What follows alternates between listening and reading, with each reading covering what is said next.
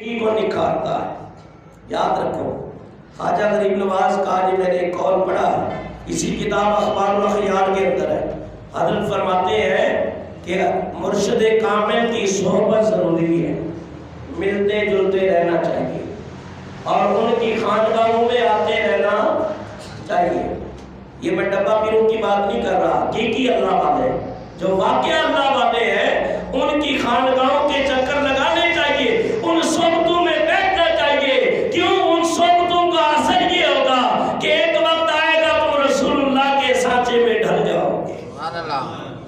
سر پہ ٹوپی ہوگی، چہرے پہ داڑھی ہوگی، نگاہیں جھکی ہوئی ہوگی اور لباس سے پتہ چلے گا یہ اللہ والوں کی نسبت کا کرشمہ اور اثر ہے. تو آپ کو بتانے کی ضرورت نہیں، آپ کا لباس بتائے گا کہ اللہ والے کی صحبت میں.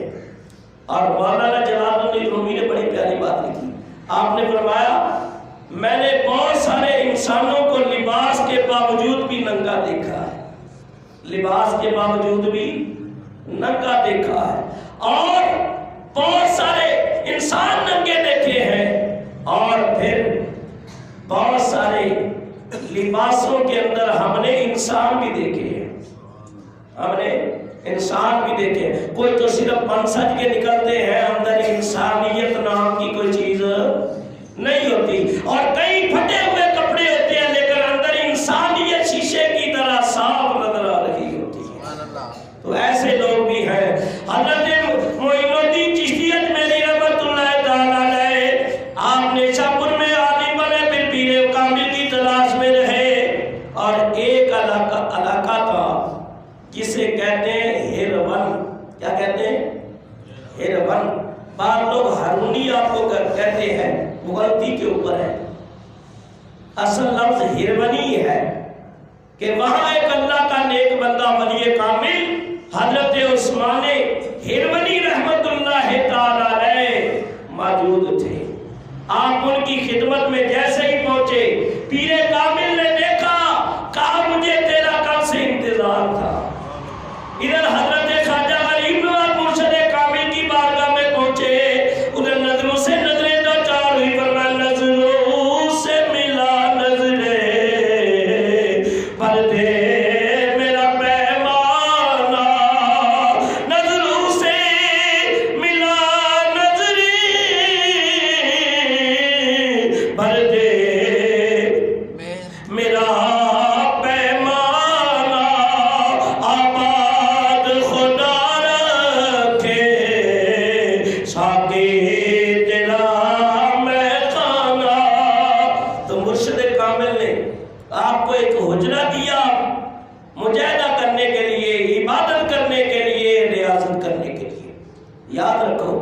عبادت اور ریاضت بہت ضروری ہے.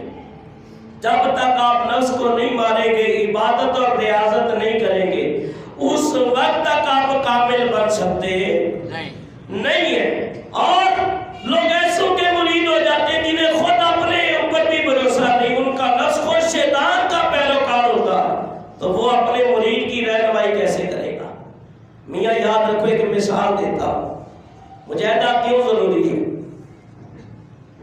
اس کی وجہ یہ ہے کہ ایک عورت اگر سونے کی 5 تولے کی یا 10 تولے کی ڈلی لے کے اس میں سوراخ کر کے گلے میں ڈال لے تو عورتیں اس کا مذاق اڑائیں گی کہ نہیں؟ کیا کیسی ہے؟ اس کو اتنی عقل ہی نہیں ہے، یہ ڈلی ڈالی ہوئی ہے. میاں ڈالا تو اس نے سونا ہے، کوئی بری چیز نہیں ہے، لیکن سونا تب پہننے کا قابل ہوتا ہے جب تک مختلف چیزوں سے گزرتا نہیں ہے. وہی سونے کی ڈلی جب سنار لیتا ہے تو وہ اپنے جسم کے اوپر وہ سونا جو ہے وہ آگ کی تپش برداشت کرتا ہے، یہاں تک کہ چلتا ہے اور بھٹی میں تیار ہوتا ہے، پانی بن جاتا ہے. پانی کی مثل جب اس کا مادہ ہو جاتا ہے، پھر بنانے والا ماہر کاریگر اس کو تیار کرتا ہے، لوہے کی قلم لے کے اس کا نقشہ کھینچتا ہے، یہاں تک کہ اب وہ سونا تو تھا، پہلے بھی سونا تھا، اب بھی سونا ہے. اب جیسے ہی وہ زیور بنا تو سونے کی چمک میں اور اضافہ ہو گیا، اس کی خوبصورتی میں اور اضافہ ہو گیا. گیا، اور جب وہ ہار بنا تو پھر محبوب کے گلے کا حسن و جمال بنا۔ تو میاں یہ اللہ والے پہلے بھی اللہ والے ہوتے ہیں، لیکن مصائب آلام کی بٹھیوں سے گزرتے ہیں، آزمائشوں سے گزرتے ہیں، عبادت و ریاضتوں میں گزرتے ہیں، پھر اللہ تعالیٰ کے قرب کے حسن کے جلوے انہیں نصیب ہوتے ہیں۔ سبحان اللہ۔ اسی طرح ایک مثال اور لے لیں، سرما دیکھ لیں، آج کل تو وہ ہم پہنتے بھی نہیں ہیں، جبکہ حکم ہے، سنت بھی ہے، اور ڈاکٹر تو یہ بے وقوف ہے، پتلے درجے کے بے وقوف، یہ کہتے ہیں سرما نہ لگایا کرو آنکھیں خراب ہو جاتی ہیں۔ کوئی بیٹھا ہے تو ناراض نہیں ہوگا بھائی، میں یہی سنتا رہتا ہوں، اور 25 سال ہو گئے تقریریں کرتے، یہ اپنی منطقیں جانتے رہتے ہیں۔ یاد رکھو ہمیں اس پہ توجہ دینی ہوگی۔ حضور فرماتے ہیں کہ سرما پہنا کرو، اس سے آنکھوں کی بینائی بھی بڑھتی ہے، اور یہ پلکوں کے بال اور بڑھتے ہیں، اور پلکیں خوبصورت ہو جاتی ہیں، آنکھوں کی تکلیفوں سے انسان بچ جاتا ہے۔ تو میاں کوئی سرمے کی ڈیلی لے کے ایسے ہی آنکھ پہ رگڑنا شروع کر دے، وہ آنکھ کے اندر سرما پڑے گا یا آنکھ زخمی ہو جائے گی؟ زخمی ہوگی۔ تو اس کو ڈالنے کے لیے پہلے چٹو میں ڈالنا پڑے گا، اس کو رگڑنا پڑے گا، جب بالکل ملائم ہو جائے گا اور پاؤڈر ہو جائے گا، پھر آپ اس کو ڈالیں گے تو پھر آنکھوں کی روشنی بھی بڑھے گی اور پلکوں کی خوبصورتی بھی ہوگی۔ تو اسی طرح یہ اولیاء اللہ اپنے مریدوں کو پہلے امتحان کی بھٹی سے گزارتے، آزمائشی بھٹی سے گزارتے ہیں، کیونکہ انہیں خود ماہر ہوتے ہیں، انہیں سبق پڑا ہوتا ہے کہ ولایت کے راستے طے کرتے ہوئے شیطان انسان کو کہاں بہکائے گا، نفس پہ کہاں وار کرے گا، دماغ کو کہاں دوسری طرف راغب کرے گا۔ اس لیے حضور علیہ السلام کو سنو، ادھر دیکھو، نبی پاک نے ایسے دستے نبوت سے خط کھینچا، لگی کہتی، پھر ادھر بھی کھینچی، پھر حضور نے ادھر بھی کھینچی، فرمایا دیکھو یہ رستہ جو ہے نا، یہ سیدھا رستہ، یہ سیدھی لکیر ہے، یہ راہ مستقیم ہے۔ کیا ہے؟ راہ مستقیم۔ ادھر والی لائنیں جو ہے نا، یہ شیطان کے رستے ہیں۔ تو اللہ والے جو ہے فرمایا وہ نفس سے بھی ہوشیار رہتے ہیں اور شیطان کے واروں سے بھی ہوشیار رہتے ہیں، تو وہ شیطان کو اپنے اوپر ہیوی ہونے نہیں دیتے، وہ عبادت ریاضت کرتے ہوئے سیدھے اس رستے پہ چلتے چلتے مرشد کامل کی نگرانی کے اندر اللہ کے حضور پہنچ جاتے ہیں۔ تو پیر کامل جو ہے وہ مرید کو کامل سلسلہ نقش بند، سلسلہ کتنے سلسلے ہیں ذرا مجھے آواز دے کے بتاؤ تاکہ مجھے پتا چلے آپ کو بھی سبق یاد ہے۔ کتنے موٹے سلسلے ہیں؟ 4 ہیں۔ ایک ہے قادری، ایک ہے قادری، چشتی، نقشبندی، سوربندی، شاخیں اس کی بہت ہے۔ تو موٹے 4 سلسلے ہیں۔ نقشبند کے سلسلے کے ایک بزرگ ہیں، ان کا نام ہے حضرت بایزید بستامی رحمۃ اللہ علیہ۔ حضرت بایزید بستامی رحمۃ اللہ علیہ فرمایا آپ اپنے مریدوں کو اس قدر محنت کرواتے تھے، عبادت کی بٹھی پہ رگڑتے تھے، اس قدر ان سے اللہ اللہ کرواتے تھے، نمازیں پڑھواتے تھے، ان سے روزے رکھواتے تھے، راتوں کو صلاۃ اللیل پڑھواتے تھے، دن رات ان کو محنت کرواتے تھے کہ نفس ختم ہو جائے، اور جب کسی کو خلافت دیتے تو اس کی انگلی پہ آہستہ سے چھری رکھتے تھے، چھری سے کٹ لگاتے تھے تو خون کا قطرہ زمین پہ گرتا تھا، وہ جیسے ہی زمین پہ گرتا تھا تو لفظ اللہ بن جاتا تھا۔ کیا بن جاتا تھا؟ لفظ اللہ بن جاتا تھا۔ تو میاں وہ اس قابل اپنے مرید کو کر دیتے تھے کہ ان کے بار بار کے اندر مرید کے جسم کے اندر خون کے اندر بھی اسم ذات اللہ بس جاتا تھا، سبحان اللہ۔ تو پھر وہ خلافت دیتے تھے۔ اور آج کل کیا کرتے ہیں؟ ہاں بھئی اگر مرید بنگلے والا ہے، کوٹھی والا ہے، پیسے والا ہے اور پیر صاحب کے نظر میں چڑھ گیا تو میاں اس نے 2-4 لاکھ دے دیا یا کوئی گاڑی دے دی، فرمایا یہ میرا بڑا خلیفہ ہے، بیڑا غرق ہو جائے تیرا، تو بزرگوں کے راستے کو بھی تباہ کر رہا ہے۔ اور آج کل ٹوکن چل رہے ہیں، 100 روپے کا ٹوکن ہے جی، پیر صاحب کی زیارت بھی کرو اور روحانی علاج بھی۔ یہ ہے ایسے نعمہ کلوں نے، ایسے بیوقوفوں نے اصلی اللہ والوں کو بھی بدنام کر دیا ہے۔ تو وہ جب اپنے مرید کی صحیح اصلاح نہیں کر سکتے جب وہ پیچھے ہوئے تو ایسے کم علم جاہل مرید جو ہے اصلی اللہ والوں کو بھی بدنام کرتے ہیں. تو یہ اللہ والوں کا یہ طریقہ نہیں ہے. ٹھیک ہے کبھی دیتے ہیں دم کرتے ہیں, یہ سنت سے ثابت ہے, لیکن اس کو اپنی آمدن کا ذریعہ نہیں بنانا چاہیے. روحانیت کسی اور چیز کا نام ہے. حضرت خواجہ غریب نواز رحمۃ اللہ تعالیٰ علیہ آپ کے پیر و مرشد نے آپ کو حجرہ عطا کیا اور عبادت کے اوپر لگا دیا. عبادت کی کیفیت کیا تھی؟ حضرت بابا فرید الدین فرماتے ہیں, آپ کے خلیفہ اعظم حضرت غریب نواز کے قطب الدین فرماتے ہیں, میرے پیر و مرشد حضرت غریب نواز رحمۃ اللہ تعالیٰ علیہ جب اپنا حجرے میں عبادت کر رہے تھے, 7ویں دن جا کے آپ ایک روٹی تناول کرتے. 7ویں دن سارا دن روزے میں اور ایک ہفتہ روزے میں گزر جاتا, اور پانی پیتے تھے تھوڑا سمجھ گئے کہ 7ویں دن, اور 1 مسکال روٹی آپ کی غذا ہوتی تھی, یا 5 مسکال روٹی آپ کی غذا تھی. اور 5 اقوال کے اندر عبدالرحمن سے دل بھی نے لکھا ہے, یہ قبلہ فیض احمد ویسی صاحب نے تشریح کی ہے. بعض اقوال ہے کہ خواجہ غریب نواز نے 70 سال تک عشاء کے وضو سے فجر کی نماز پڑھی. سبحان اللہ. عشاء کے وضو سے ایسے نہیں خواجہ ہو رہی. وجہ ہے انہوں نے بڑی باتیں اور ریاستیں کی ہے.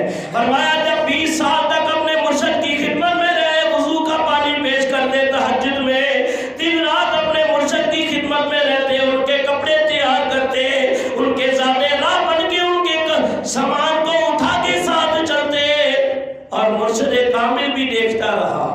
اللہ والے دیتے تو ہیں لیکن بڑی محنتوں اور بڑی مشقتوں اور تکلیفوں سے گزارنے کے بعد, کیونکہ فقر ایسی چیز نہیں ہے, فقر نبی پاک کی طرف سے یہ انعام ہے جو اہل اللہ کی طرف سینہ بسینہ منتقل ہوتا ہے.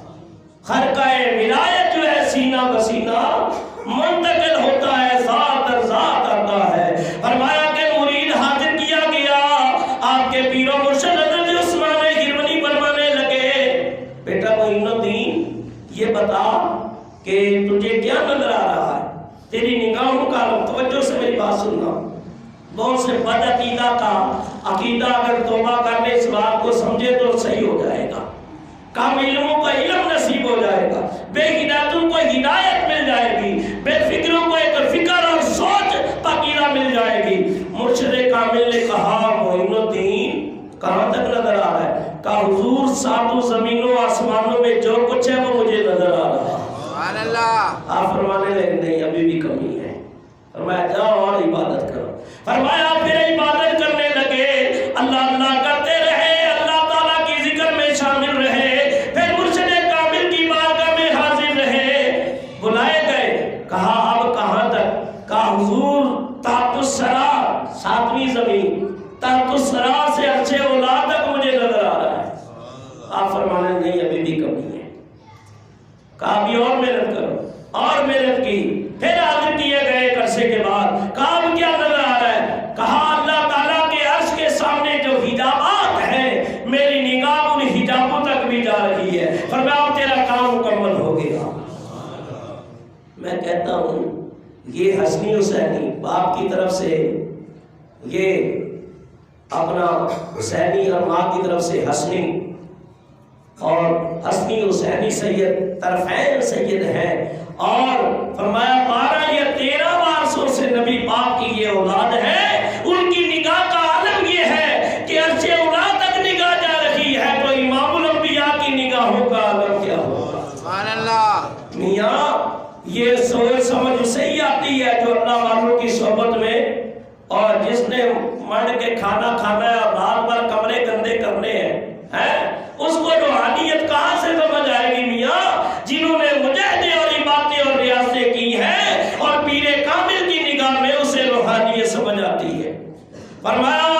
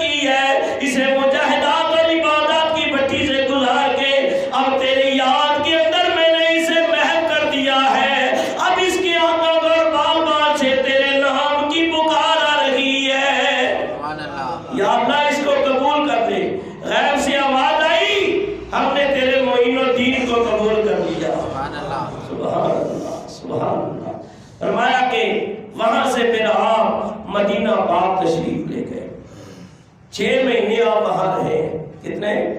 6 مہینے آپ نے قیام کیا ہے مکہ اور مدینہ کا۔ حضور علیہ السلام کی بارگاہ میں آئے، بڑے بڑے مورخین لکھنے والوں نے تاریخیں لکھی ہیں، کتابیں لکھی ہیں، سینکڑوں نہیں ہزاروں کتابیں اس بات کی بیان دلیل ہے۔ یاد رکھو ہمارا اہل سنت و جماعت کا عقیدہ اور ایمان ہے، حضور آج بھی اپنے مزار میں زندہ ہے، نبی پاک آج بھی اپنی قبر انور میں زندہ ہے۔ حضرت عثمان غنی نے حکم دیا، بیٹا معین الدین اپنے جد امجد کی بارگاہ میں سلام پیش کرو۔ میاں سلام ان کو کرتے ہیں جو سلام کا جواب دیتے ہیں۔ یہ آپ قبرستان میں چلے جاؤ، کہتے ہیں السلام علیکم یا اہل القبور، تم کہتے ہیں سنتے نہیں، اور سنتے نہیں ہے تو بے وقوف سلام کیوں کرتے ہو؟ جب سنتے ہی نہیں ہے تو کرتے کیوں ہو؟ پھر تم جیسا تو کوئی نکھٹو ہی نہیں ہے، بے وقوف آمد نہیں ہے، سنتے ہیں تبھی تو سلام۔ اللہ کی حبیب جنت البقیع میں جا کے کیا کرواتے تھے؟ سلام علیکم فنعم عقبی الدار، اے دار آخرت میں پہنچنے والا تجھ پر نبی کا سلام ہو، السلام علیکم یا دار المؤمنین، اے امن کے گھر میں داخل ہونے والا تجھ پر نبی کا سلام ہو۔ سلام سنتے ہیں تبھی تو نبی سلام کر رہے ہیں، وہ سنتے بھی ہے، وہ جانتے بھی ہے، یہاں تک کہ قبر کے اوپر پرندہ بیٹھ جائے، قبر والے یہ بھی جانتے ہیں کہ نر ہے، یہ مادہ ہے، تو فرمایا کہ یہ اولیاء کا مقام کیا ہوگا اور اوسو کا مقام کیا ہوگا، اقتاب اور اقتاب کا مقام کیا ہوگا، اور امام الانبیاء کا مقام کیا ہوگا۔ سبحان اللہ، سبحان اللہ، ذرا وہ چیز کہہ دیا کرو سبحان اللہ، آپ گئے ہو گیا، ذرا اونچی آواز سے سبحان اللہ، سلام پیش کیا، الصلاۃ والسلام علیکہ یا رسول اللہ۔ خواجہ صاحب کی زندگی بیان کر رہا ہوں، دعا بھی کرتا ہوں، اللہ تعالیٰ اپنے محبوب کے مصلح کے صدقے، اپنے نبی کی دین کی خدمت کے صدقے، اللہ تعالیٰ پاک قرآن کے صدقے، اولیاء اعظام کے صدقے، پیر کامل کے صدقے، اللہ تعالیٰ آپ کو بھی اس مقام پہ سلام پیش کرنا نصیب فرمائے۔ سلام کیا پیش کرتے ہیں؟ الصلاۃ والسلام علیکہ یا رسول اللہ، الصلاۃ والسلام علیکہ یا حبیب اللہ۔ میں تو جب عمرے پہ گیا نا، ایک بار 2005 میں جانا ہوا ہے، 2016 میں جب ادھر آیا تھا نا 2015 میں، تو دوسرے سال میں ماشاءاللہ مجھے عمرہ نصیب ہو گیا۔ تو اللہ تعالیٰ آپ نے بہت سارے گئے، اللہ پھر لے جائے۔ میری یہ کوشش ہوتی تھی جب بھی نماز پڑھو، خاص کر فجر کی اور رات تہجد کی، تو ایک بار حضور کی بارگاہ میں سلام ضرور پیش کرو۔ تو اللہ تعالیٰ یہ توفیق پھر عطا کرے، یادیں آتی ہے اور دل چاہتا ہے آنکھیں سوڑے